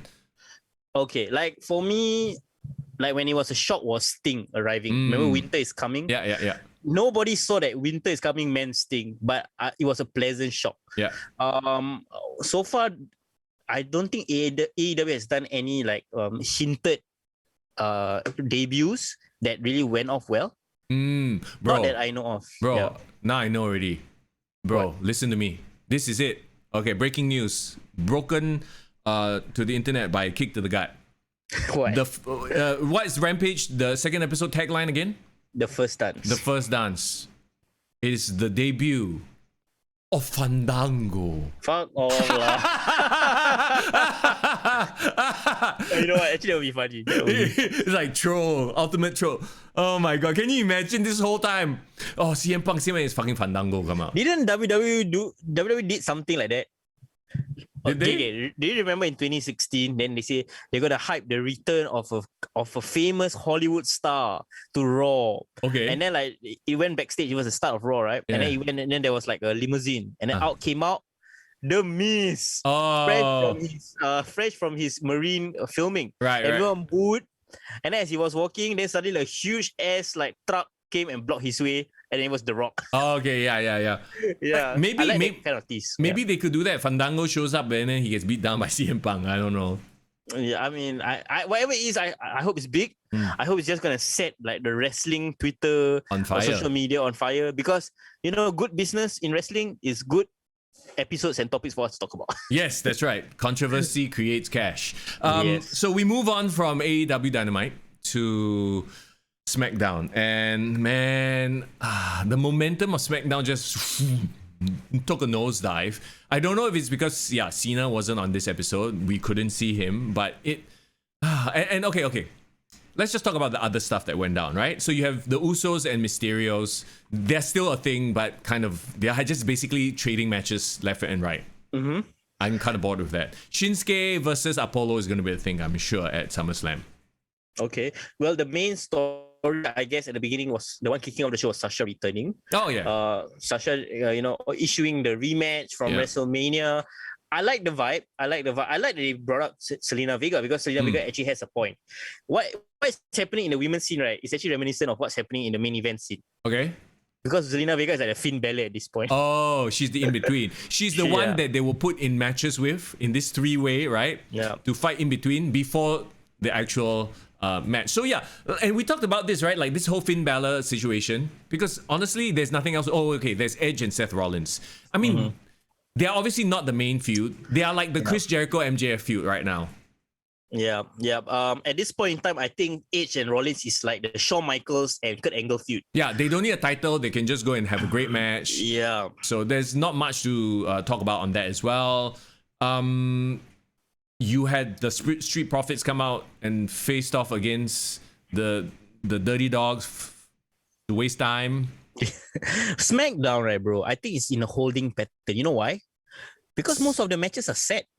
Yeah, true. We are just waiting for the final SmackDown Go Home show happening next week, and I hope that that is the one Go Home show where finally Roman Reigns and John Cena can have that face to face. Yes. Because they haven't done that yet, right? Yeah.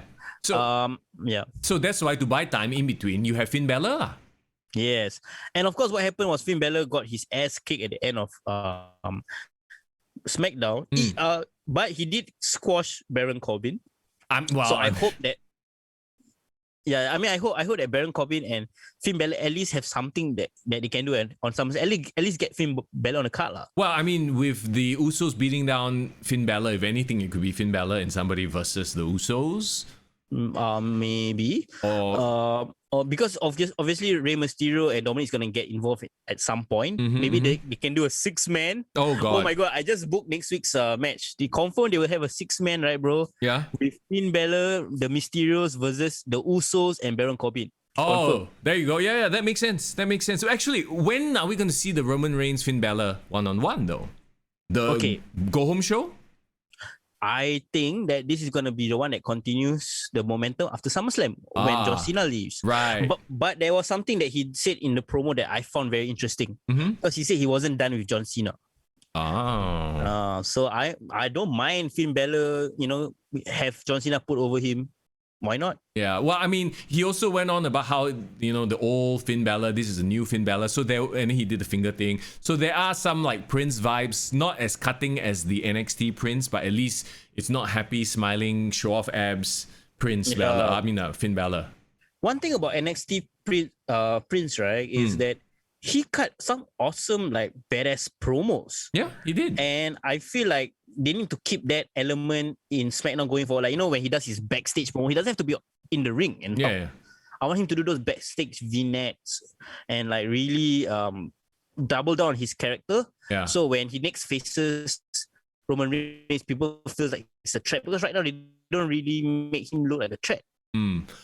If anything, like, I don't know, but I'm pretty sure the NXT promos that he did, he just scripted it himself. It was genuinely him. I'm just afraid that on SmackDown, he's just going to get promos written for him and they're just going to sound like shit, Yeah. But do you see him like that he will stay on the main roster, on the main event scene going forward? Yeah. Like you said, he's either the filler in between now in SummerSlam, or moving ahead, him and Roman Reigns they'll continue their feud. So this is just planting the seeds towards the next big event. Because I don't see Finn Balor as like the champion. He's just the challenger at this point. Yeah. Do you see one backstage segment where Big E kind of confronted Paul Heyman? And then he held the briefcase like, hey, don't forget he me. was smiling like a creepy ass guy. Yeah. I mean, it's very on brand with him. And, you know, it's a good reminder like, hey, anything could happen, okay? Don't be too confident, I like it. Like, if nothing else, you talk about SmackDown, even though today it might be a down show, it might be a little boring, but nothing with Roman Reigns segments are boring. Like, there's always something to look forward to, something newsworthy. Like you said, the road is already paved, and that's why it's just a straight road. That's why it felt a little bit flat today, because it's already settled. We don't have to worry about it, right? Yeah, our hype for SummerSlam is like building up, like regardless of the shit that's been happening, like the releases and all that. Like, okay, I can still pull through to SummerSlam. And talking about the releases, well, let's get to it. So, okay, last week, the big one that we missed, because like we said, we recorded the show on a weekend instead of the Monday, right? And then on Sunday morning, guess what? The Fiend, Bray Wyatt, released by the WWE. Unbelievable, bro. And I have no reaction at first. I was like, sitting there in shock and thinking like, how can they fire their Undertaker of this generation? Yeah, literally the guy who doesn't actually have to wrestle that much and still sells merchandise. And maybe that is the reason.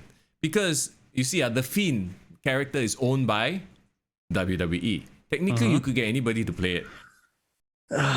But not with that amount of creativity. It's like almost asking someone to play Diesel and Razor Ramon. People who can see right through it. Yeah, or like fake Undertaker lah. Yeah. So, I don't know, if it was a contractual thing, like, okay, you're not wrestling enough for us to justify this amount of money, or like, I read the dirt sheets about, they were talking about how he was getting more and more guarded about his character because he thought that the writers didn't know what the hell to do with the Fiend. So management probably looked at him as being, he's being not, he doesn't want to play ball, and he's costing us this much amount. So, okay, never mind, just let him go lah. We can still sell Fiend merchandise, you know? Well, you brought up a very interesting point about fake Undertaker. What if they create a fake Fiend character? Yeah, they totally could. They should just get somebody of similar build, put it on jacket, wear the face mask. You can't tell anyone. Yeah, but then give it 1 year. And then bring back Bray Wyatt next year, and then suddenly become fake Fiend versus real Fiend SummerSlam. Oh god, 2022. He really becomes the Undertaker of our generation, huh? I don't see a situation where they don't bring him back. Yeah. No, a lot of these releases, especially in the previous years, we've seen, right? It's really been a case of like, WWE seems like a rotating door more and more. Like, I wouldn't be surprised if next week, by the way, maybe tomorrow morning, we'll get this news. NXT signs Bray Wyatt. There was this one funny tweet that I saw. Breaking news. WWE has come to terms with the release of everyone.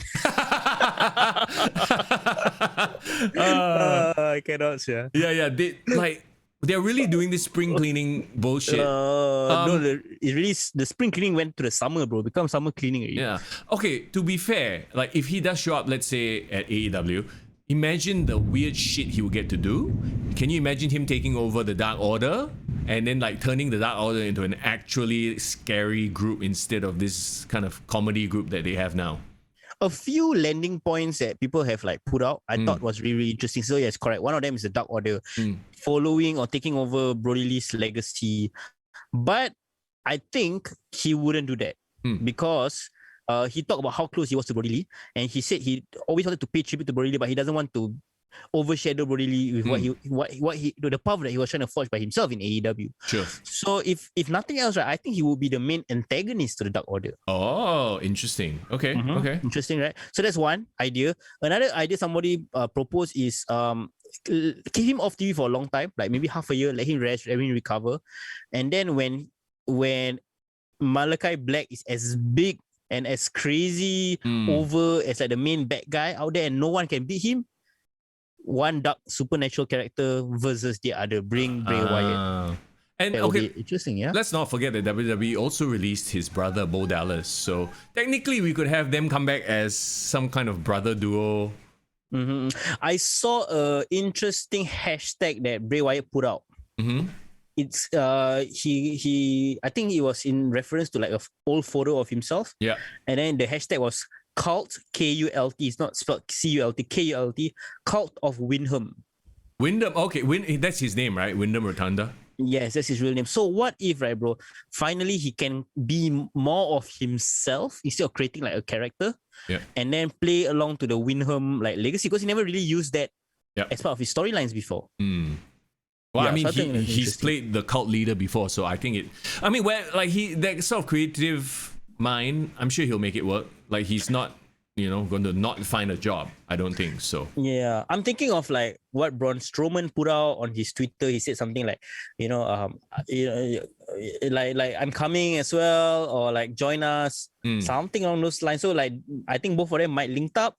Alexa Bliss, we have to think about how this affects her character going forward, because obviously her character right now is a rip-off of the Fiend. So if you don't have the main guy, what do you do with this fake character? Well, I Or mean, springed up character. if you think a spin-off character, if you think about it in terms of management, I'm looking at it. Let's say I'm putting myself in the manager's shoes, right? In creative shoes. I'm like, okay lah, we got rid of the main one now. We have a Fiend in Alexa Bliss. We can continue to sell the Fiend merchandise through Alexa Bliss. So no problem. Yeah. And I don't think like Bray has any issues with Alexa. If nothing else, she will probably say, you know what, go forward, I give you my blessing, continue this storyline.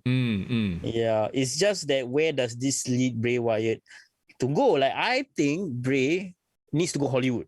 What? Yeah. For fuck, and do TV shows? I just feel that he's such a creative mind, right? Keeping him in wrestling probably is almost underselling his real value. Like he needs to diversify. Like, okay, I'm not saying like go full-time Hollywood. Yeah. But I can imagine him like, being horror shows. Like his acting is so good. He probably can do cameos. Yeah. He would be like obviously a great in a horror movie lah. As the antagonist. Correct. Like I wouldn't put him like, of course, the Rock, John Cena level. But you know who he can be as famous as? Who? Probably like Roddy Piper in Hollywood. Like a B movie villain or horror lead, something like that. Right. Okay. I mean, that's a solid thing. Well, I mean, it all depends on what he wants to do after, however much time he takes. Let's move on then. So from there, we had another man, and we alluded to him earlier, the jet flying, kiss stealing, son of a gun, Ric Flair. They've come to terms with his release. It sounds like he asked for the release. Yeah. And what does this mean? Bro, this is a very obvious landing point. Ric Flair on TNT. Of course, it's going to happen sooner or later. Why not? Him and Arn Anderson can, hang out backstage. Bro, they got 3/4 of the original Horsemen if Ric Flair joins them. Yeah, that's right, yeah. Right. Oh, they God. got, what's her name? Other than Arn Anderson, who's the other guy? Tully Blanchard. Sean Spears. Tully Blanchard. Is it 3/4? What? 3/4 already? Yeah. Wow. The last thing I want to see is the Four Horsemen reunion, though. Like, I mean, yeah, because they have reunited so many times. Yeah. But I feel like Ric Flair just feels right to be on a wrestling show on TNT. Yeah. Well, I mean, maybe he just wants to retire. How about that? Well, there was some reports saying that he was very, I guess, disappointed with the storyline with Lacey Evans, the fact that he had to go through that. Yep. That turned him off. But if that's the case, he would have already quit right after that situation. But it's like half a year later. So I believe that maybe Tony Khan, being Tony Khan, wants to snap up a big, recognizable mainstream name like Ric Flair, parade him all over TNT, use his mainstream so-called appeal, and then like get more eyes on TNT. Like, because like, you remember Ric Flair? Woo, Ric Flair drip, blah, blah, blah. Like, I can go watch him on AEW now. Yeah, I'll get that big payday lah. And if anything, also maybe he wants to go there and keep tabs on his son-in-law. Oh, yes. You're talking about Conrad, right? No, the other one. Oh, the other one, El Idolo. Andrade El Idolo. For some reason, I keep thinking Conrad Thompson. What the hell? Technically also son-in-law, okay. Yeah. Yeah. So, but I mean, okay lah. In terms of like what it means, to me, if he does go AEW, and there's literally nowhere else he's gonna go, right? He's not gonna fucking go to Impact or ROH or whatever at NWA. No, he's going to, if he's gonna show up anywhere, it's gonna be AEW. He's just gonna take on that mentor role, which we've seen a million times on AEW, and then he's just gonna be like a side note lah. Which to me, I'm like, I'd rather you just show up once in a while, and relive those moments, and that's it. Can we say that AEW at least treats their legends better than WWE right now? In what way? Like, I mean, WWE, they have a Legends contract, and I don't know what that actually means. That's the thing. Like, I think a lot of the old timers in WWE aren't enjoying their role because they're just a glorified ambassador who just probably does a lot of PR and stuff like that. But I think a lot of veterans, what they want to do is be in and around the ring. Yeah. Maybe still have a bit of their star power presence like highlighted, but use it to put over talent. But how old already Ric Flair? You know what I mean or not? It's like, I really wish that he would just stay home and relax and enjoy the fruits of his labor. But the problem with somebody like Ric Flair is that guy doesn't want to retire. Like, he True, loves the true. ring so much. I think if he got a chance to just sit at ringside every single day and watch wrestling, I think he would do it. That's true. Just be around the boys. And okay, so it's almost as if like AEW is creating like a legends department. All the wrestlers, okay, you choose your favorite legend you want to work with. Okay, come. Yeah. Mix and match. We will put them with him with you, and then, you know, half the time you won't be around, or you won't actually do anything for them. But you're just there by proxy to give them a rub. Essentially Jade Roberts lah. Yeah. So yeah, like I don't really have much to say about the Ric Flair one. I think Ric Flair at this stage in his career can do whatever he wants, and we are wrestling fans. We will just appreciate that he's alive. And no, and if anything, like, he might show up on AEW for 2 weeks, 3 weeks, and then show up on WWE TV, whoever pays him more, and whatever. I wouldn't put it past him for him to be in AEW for 3 weeks and then go WWE Hall of Fame. Yeah. And then go back, like, switch and back and forth. Like, no one cares. Yeah, free agent lah. At this point, like, fuck it, like, you know, why does he need to be tied down to anything, right? So yeah, like Bret Hart lah. Bret Hart one month Hall of Fame induct Anvil. Then the next month double or nothing present their world title. Exactly. Just give me a payday and I'll be good. Okay. Yeah.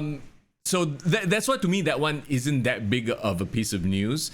The big news, obviously, Bray Wyatt, and just today, right? Yep. They didn't really announce this yet, so it got leaked, and then like some of them have confirmed it lah. So these are NXT releases, and the biggest name here, both literally and figuratively, is Bronson Reed, the colossal Bronson Reed.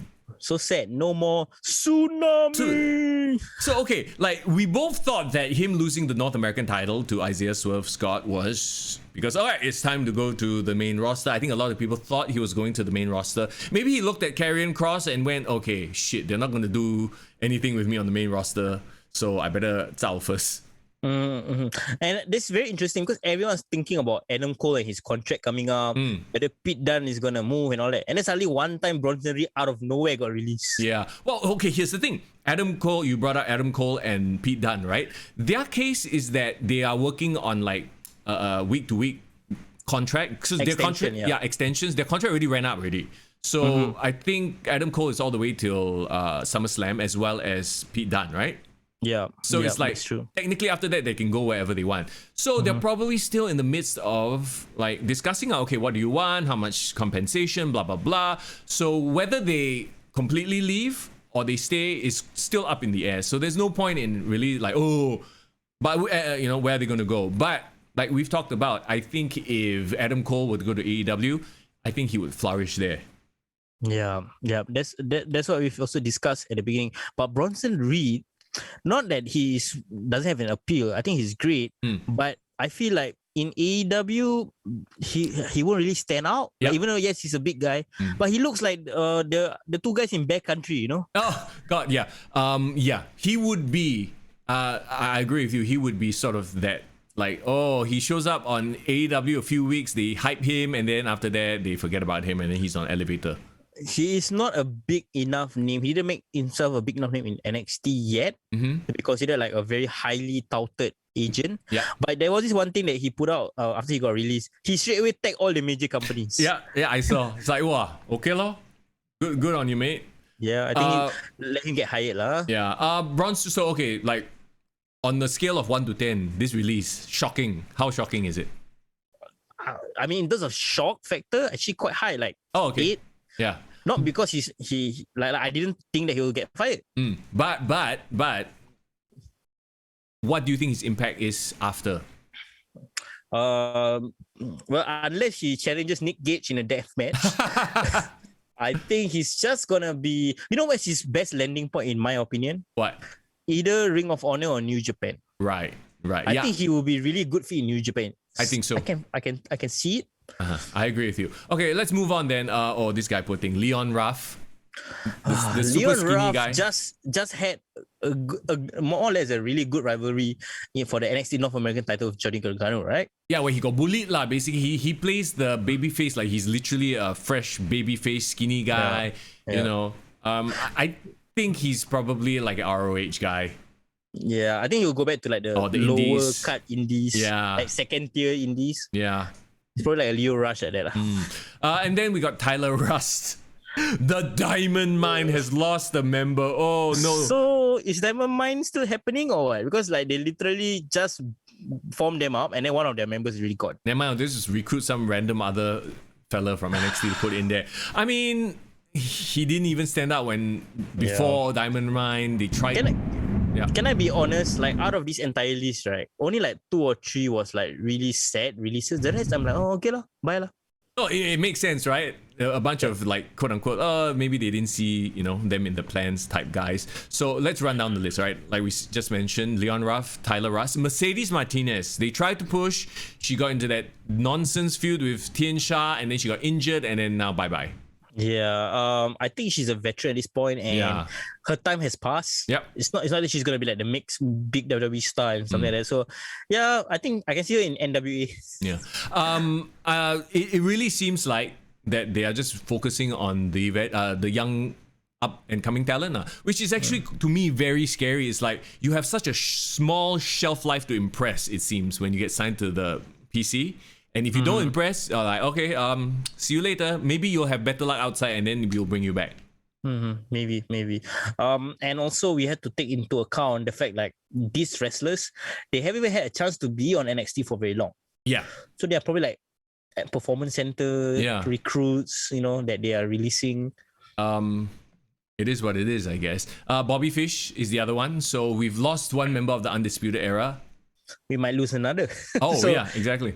The only one that's going to stay back is what? Kyle O'Reilly is going to be the main star coming out of Undisputed Era. I wouldn't be surprised if he also gets released soon. Okay, then we got Ari Sterling, no idea who that is. Jake Atlas. They were pushing him for a bit, and like this is another case. Kona Reeves is another one. These two are another case of I remember them trying to push them, but they were kind of bland, and now they're releasing them, so I'm not surprised at all. Yeah. There was a statistic someone put out that WWE has released about almost 50 wrestlers in this last 1 year. Yeah. If you're gonna combine like this year and last year and that kind of stuff, and it honestly it's really needed because they do have a lot of wrestlers, but a lot of them are very bland, a lot of forgettable names, not doing much. Yeah. Which makes me worry lah. Makes me worry for talent they just signed. It's like, can they impress in time before WWE decides to, it's time for another spring cleaning, For me, I rather they double down on what they have and really, if you really legitimately see talent or they've really performed, and they have a good track record in the company, like don't give up on them. Like, for example, Baron Corbin. Oh, yeah. Baron Corbin is, to me, the best example of WWE stayed with this guy because I think behind the scenes, he has great work ethic. I think gets along well with everyone. He tries his best. I think he never even complains about anything that's thrown at him. Yeah, that's why they keep giving him new gimmicks. Keep trying to give him a chance to get over. I think, if I'm not wrong, actually he got a lot of things over. Yeah, like even when he was the lone wolf, he was quite hated. He was a very, very good heel. Even if it was a mid-card heel. Anyway, let me just run down the rest of the names: Zachariah Smith, Asher Hale, Giant Zanjeer, Stephen Smith, and Desmond Troy.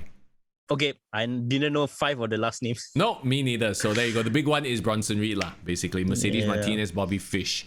So I feel like this one was less shocking than last week's bombshell of Bray Wyatt, of course. Yeah. I can even almost understand some of the releases. I'm looking at the dirt sheets right now, and they're talking about how NXT, they are going to repackage with new logo, new lighting, new format to the show. So they want to focus on younger talent, really making NXT like the developmental brand law. So there's no longer be like the third show roster talent anymore lah. But then here's the thing, right? NXT was always the developmental brand. It's just that they did such a good job with it. People started loving it and enjoying it and treating it as a legit brand in itself. So I don't know why they want to like almost shit on their own. You know, it really feels like, I think you know what it is. It feels like Triple H pissed off Vince McMahon. It's like, as punishment. Do you think they got like some sort of civil war in WWE right now? Yeah, it's like, hey, we cannot have you all outshining us. Yeah. You know what? I think I have another alternative theory. If you think about it, right, NXT wasn't that big of a brand until they started signing all the huge indie talents. Yeah. And here's where I believe, right, there's some sort of thinking backstage. Is you see, all this indie talent, we sign up and all that. In the end, they're gonna leave us for AEW anyway because they got ties to this indie show, right? So we are not gonna focus on this indie talent anymore. We're gonna really focus on our own recruits from outside the industry. Oh, I see what you're going for. So it's almost as they're cleansing themselves of like this talent that's gonna like leverage us. They're gonna take advantage of like play punk with us, right? We really get someone who's just happy to be in WWE and won't be swayed by because they don't have any connection to AEW almost. Yeah, you know, that actually makes a lot of sense. So like quote unquote, only promote the homegrowns, the WWE faithful from the PC all the way up, as opposed to these, like you said, the guys who have made their names on the indies. Yeah, and the reason why NXT got so huge was because those people that they recruited were draws outside of WWE. Like, okay, you think about the first main guy that really pushed NXT to like a well-regarded division, Finn Balor. Well, I mean, Samoa Joe, Sami Zayn, Kevin Owens, all these big names with history outside. Tell me the last really NXT recruit, right, from PC that had no prior like huge indie recognition that became NXT champion. I can't think of anyone. Was Karrion Kross a big indie name?